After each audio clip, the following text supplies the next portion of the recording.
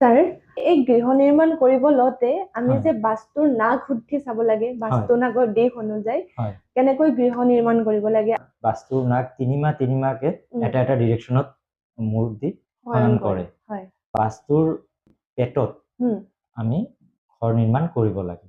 বাস্তুৰ নাক যিহেতু বাওঁফালে কাটি হৈ শুই থাকে, হয়। সেইকাৰণে বহাগ মাহত বাস্তুৰ মূৰ থাকে পশ্চিমত, সেইকাৰণে বাস্তুৰ পেটটো হ'ব উত্তৰৰ দিশত।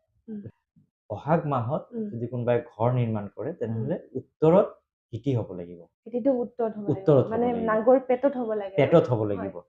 আৰু জেঠ মাহত, হয় আহাৰ মাহত আৰু শাওণ মাহত, হয় এই তিনিটা মাহত নাগৰ মূৰটো থাকে উত্তৰত। মানে উত্তৰত যাব। হয়, তাৰ কাৰণে ক্লক ৱাইজ নেক্সট যিটো ডিৰেকশ্যন ইষ্ট চাইডত পেট থাকিব, সেইকাৰণে নাগৰ পেটত আমি ঘৰ নিৰ্মাণ কৰিব লাগিব। তো পূবৰ ভেটিত ঘৰ নিৰ্মাণ কৰিব লাগিব। পশ্চিমৰ যেতিয়া ৰোড থাকিব, ৰাস্তাটো যেতিয়া পশ্চিম ফালে থাকিব, তেতিয়া পূবৰ ভেটিত ঘৰ হ'ব। সেই তেনেকুৱা ঘৰবিলাক আমি জেঠ, আহাৰ আৰু শাওণ এই তিনিটা মাহত নিৰ্মাণ কৰিব পাৰি।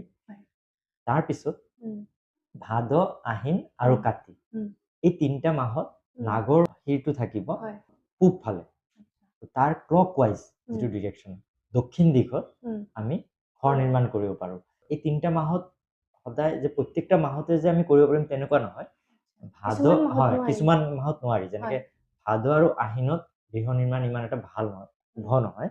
মানে কৰিব পাৰে কিন্তু মানে ইমান এটা শুভ নহয়। কাতি মাহত বেছি হয়। তেনেকুৱা আমি সেই তিনিটা মাহৰ ভিতৰত যিটো শুভ মাহ সেইটো আমি বাছি ল'ব লাগিব।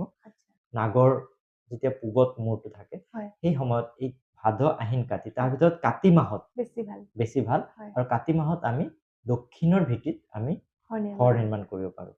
তাৰপিছত হয়, আঘোণ, পুহ আৰু মাঘ এই তিনিটা মাহত দক্ষিণৰ ফালে মূৰ দি শয়ন কৰে। সেই সময়ত নাগৰ পেটত তাৰমানে আমি পশ্চিমৰ ভেটিত আমি ঘৰ নিৰ্মাণ কৰিব পাৰোঁ।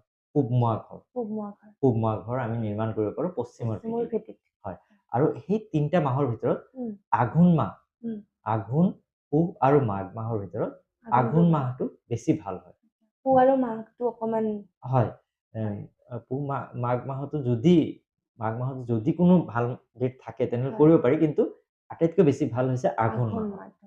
আৰু তাৰপিছত ফাগুন, চ'ত আৰু প্ৰথমতে যিটো বহাগ কৈছিলোঁ, হয়, এই তিনিটা মাহত নাগৰ শিৰটো থাকে পশ্চিমত।